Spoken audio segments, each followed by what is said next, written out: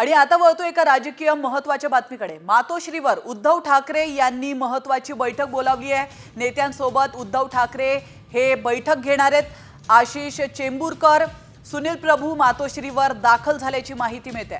ठाकरे गटाचे अन्य अनेक नेते मातोश्रीवर काही वेळेतच पोहोचणार आहेत। या क्षणाची महत्त्वाची अपडेट आगामी महानगरपालिका निवडणूक संदर्भातील रणनीती बाबत बैठकीमध्ये चर्चा होण्याची शक्यता वर्तवण्यात आली आहे।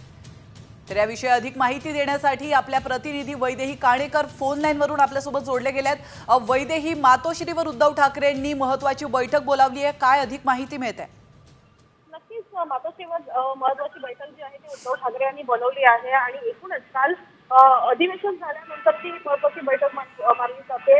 महानगरपालिका निवडणुका येत्या काही दिवसांमध्ये आहे, त्या संदर्भात या बैठकीमध्ये चर्चा होऊ शकते। या व्यतिरिक्त हिवाळी अधिवेशनामध्ये देखील कशा पद्धतीनं सरकारला कोणत्या मुद्द्यावर घेरणं महत्त्वाचं ठरेल या संदर्भात खरं तर आजच्या या बैठकीमध्ये चर्चा होण्याची शक्यता आहे। ज्या पद्धतीनं आपण बघतोय की कुर्ल्यामध्ये बेस्टचा अपघात झालेला आहे, त्यानंतर खरं तर बेस्टच्या मुद्द्यावर कशा पद्धतीनं सरकारला घेरता येईल याची रणनीती जी आहे ती मातोश्रीच्या या बैठकीमध्ये आखली जाणार असल्याची देखील प्राथमिक माहिती मिळते।